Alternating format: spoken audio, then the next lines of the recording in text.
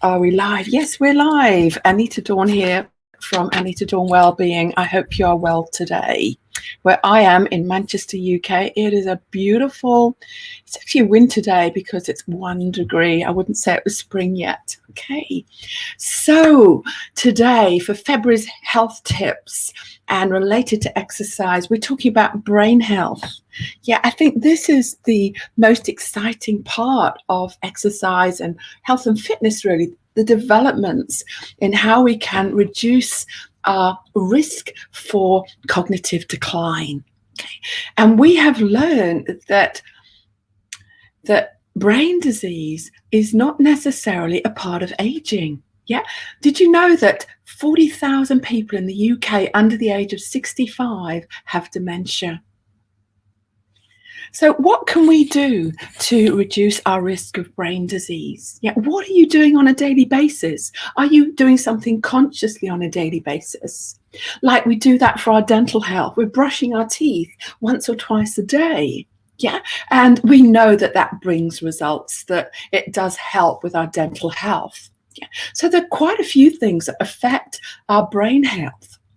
Our age is a factor there, but it's not the only one. Yeah, the environment has a lot to do with brain health. Yeah, lifestyle in particular, and your health in general, which all of these other factors affect your health, don't they? And your genes.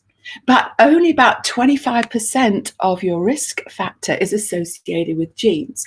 And you might have heard the saying that our genes load the gun, but our lifestyle pulls the trigger. And that is so true, particularly with brain health.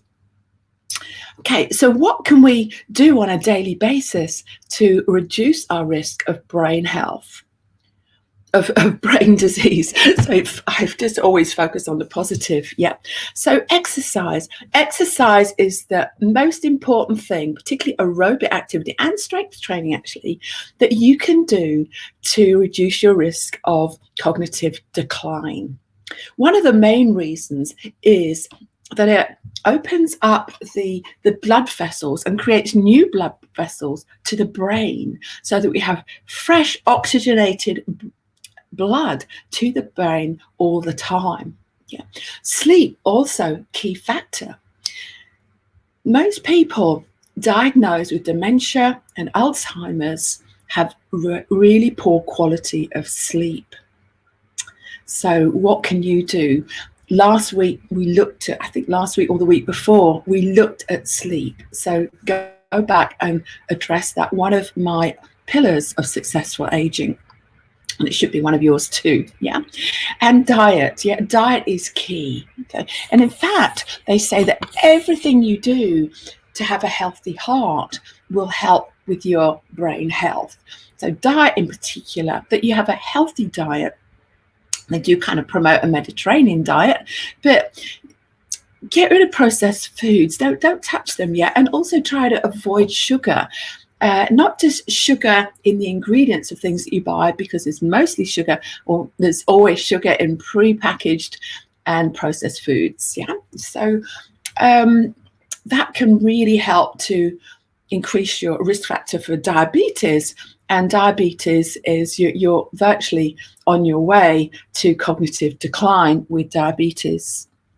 All right, so mentally, what can you do to stay mentally alert, to challenge your brain? All of these things are going to help your brain health, but to actually challenge your brain to keep it active. So it's been thought that crosswords and Sudokus are the way to go, but they're not the best way to go. If we can include an activity with the brain working, then that's the best way to go.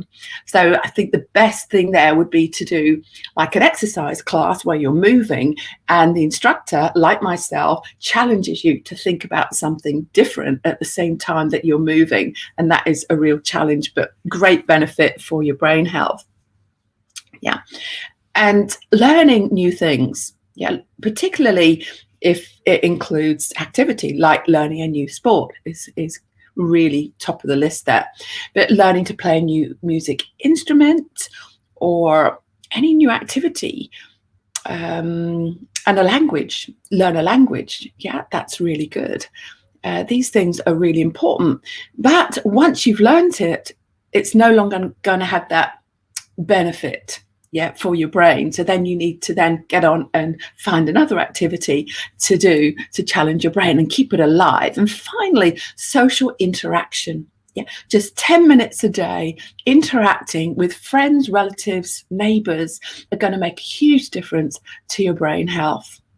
So lots of ideas there, guys. So pop in the comments, please. What are you doing now on a daily basis for your brain health? And based upon suggestions and the information I've given you today, what do you plan to do on a daily basis that's really going to help?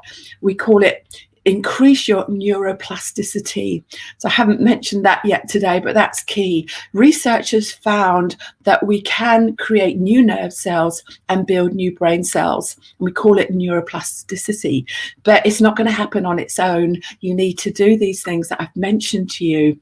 So exercise, get good sleep, have a really healthy, nutritious diet, ban the processed foods and the added sugar. Stay mentally active by always learning new things, and social interaction.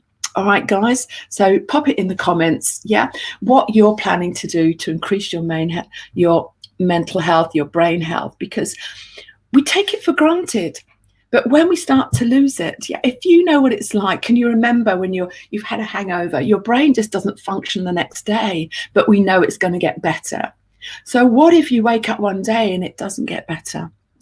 I think also from some of the foods, we have an excess of carbohydrates in the diet and we get brain fog. So, but we know if we just kind of sit it out, it's going to pass. But maybe one day, if you don't take action today, maybe one day it won't go away. So please, for the benefit of your health, your mental health, your physical health, and the brain is so important. We can't function on a daily basis without our brain health. Okay, guys, food for thought. Have a good day. And next week we're going to really look in depth at our muscles, working our muscles on a daily basis. I'm going to take a different muscle. We're going to have a look at the exercises that we can be doing in our own home and without equipment, but also with minimal equipment. Okay, so that will be Monday to Friday next week. So do tune in at 8:30. I might even move it to 8 o'clock. Would that be okay for you guys? Because I have a class at 9 o'clock, puts me a little bit tight there for the day. All right, so thanks for watching and I hope it's helped. Let me know. I want to know, am I making a difference in the world? All right, you guys have a great day.